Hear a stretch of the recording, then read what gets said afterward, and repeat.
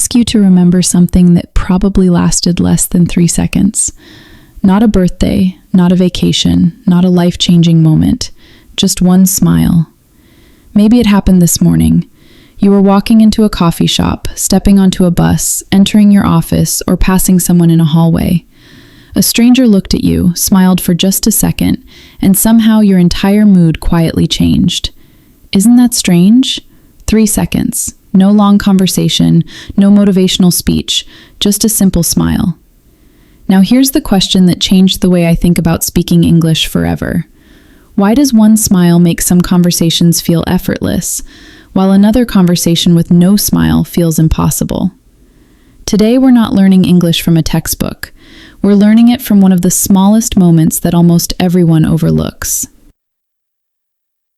That question reminded me of something that happened on a rainy Tuesday morning. I walked into the same little coffee shop I visit almost every week. I wasn't in a good mood. I had slept badly. I was running late.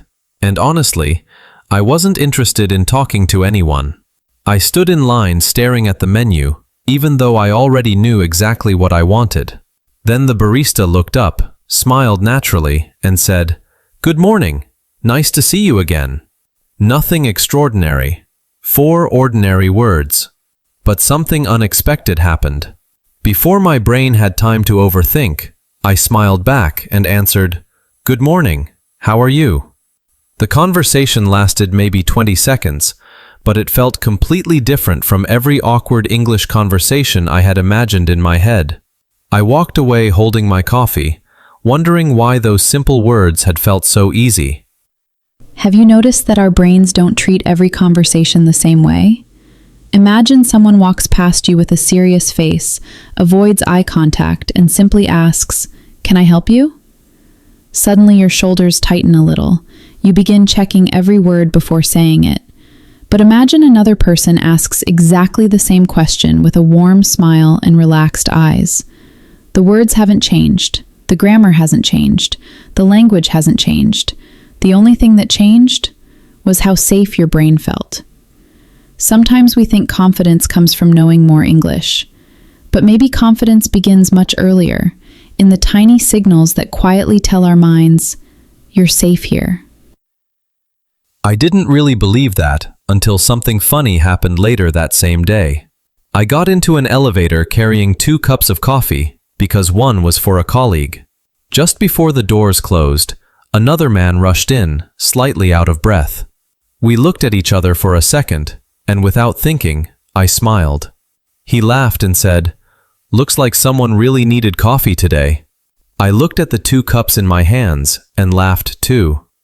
"One of them isn't even mine," I replied. We both smiled again, and that was the end of the conversation. 15 seconds, that's all. But here's the surprising part. If he had stepped into the elevator without smiling, I'm almost certain neither of us would have said a single word. The smile didn't make my English better. It made speaking feel natural. Now I want you to picture tomorrow morning. You're walking into work, school, university, or maybe a grocery store. Someone looks at you and smiles. What usually happens next? Most people panic because they think they need an interesting conversation. But real life almost never works like that. Most conversations begin with tiny sentences. "Morning. Hi. How's your day going? Busy today? Thank you. See you tomorrow." They're so small that we ignore them while chasing complicated vocabulary. Yet those tiny sentences quietly build the confidence we've been searching for all along. The funny thing is, I couldn't stop thinking about that coffee shop. Not because the coffee was amazing, it was just coffee, but because 20 seconds of conversation had stayed with me longer than meetings I'd had all week. So the next morning, I decided to try something different. No challenge, no pressure, no, today I'll become confident. Just one simple rule. If someone smiled at me first, I wouldn't let the moment disappear. I'd answer with one sentence, whatever came naturally. Walking into the office, the security guard looked up from his desk and smiled. "Morning." Normally I'd smile back and keep walking, already thinking about emails and deadlines. This time, I stopped for 2 seconds and said, "Morning. Busy already?" He laughed, looked toward the lobby and said, "You should have seen this place 30 minutes ago." We both smiled and I walked away. It wasn't an important conversation, but somehow, it felt important.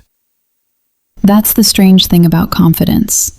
We expect it to arrive during the big moments, job interviews, presentations, first meetings, but confidence almost never begins there.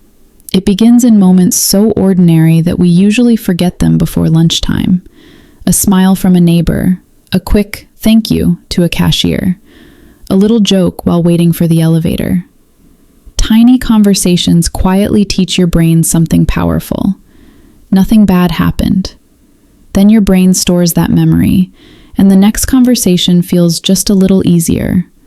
Not because your vocabulary suddenly doubled, but because your fear quietly shrank.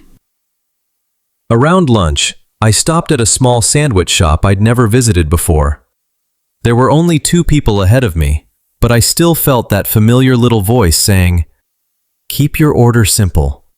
Don't make a mistake." I smiled because I finally recognized that voice. It wasn't protecting me anymore. It was just repeating an old habit. When it was my turn, the woman behind the counter smiled and asked, "Hi, what can I get for you?"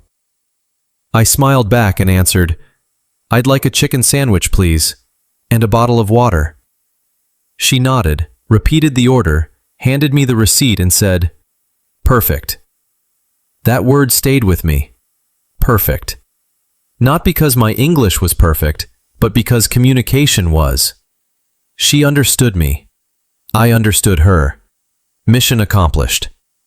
That's what conversations are supposed to do. Can I ask you something? Think about the last stranger who smiled at you. Do you remember what they were wearing? Probably not. Do you remember their hairstyle? Maybe not. But I bet you remember how they made you feel. That's because our brains don't remember every word. They remember emotions. That's why people forget perfect grammar, but never forget kindness. We spend years trying to build better sentences, when maybe we should spend more time building better moments. Because once a conversation feels safe, the words start showing up on their own. Just before heading home, I stopped at a crosswalk. An elderly man was standing beside me holding 2 grocery bags. We waited in silence for a few seconds before he looked at the traffic, smiled, and quietly said, "I think these lights are taking the day off." I laughed without even thinking and answered, "Maybe they're waiting for Friday too." He laughed so hard he had to adjust his glasses. The light finally turned green. We crossed together, wished each other a good evening, and walked in completely different directions. I'll probably never meet him again. We didn't exchange names. We didn't become friends. But for less than a minute, 2 strangers made each other's day lighter. When I got home that evening, I realized something that honestly surprised me. I couldn't remember every English sentence I'd spoken that day, but I could remember every smile. The barista, the security guard, the woman at the sandwich shop, the man at the crosswalk. And then it finally made sense. Maybe fluency isn't a collection of perfect sentences. Maybe it's a collection of moments where you stopped treating strangers like judges and started seeing them as people. The words were never the hardest part. The first 3 seconds were. So tomorrow, don't challenge yourself to speak perfect English. That's too big. Instead, look for one smile. If someone smiles at you, don't let the moment end there. Answer with one simple sentence. Good morning. Thank you.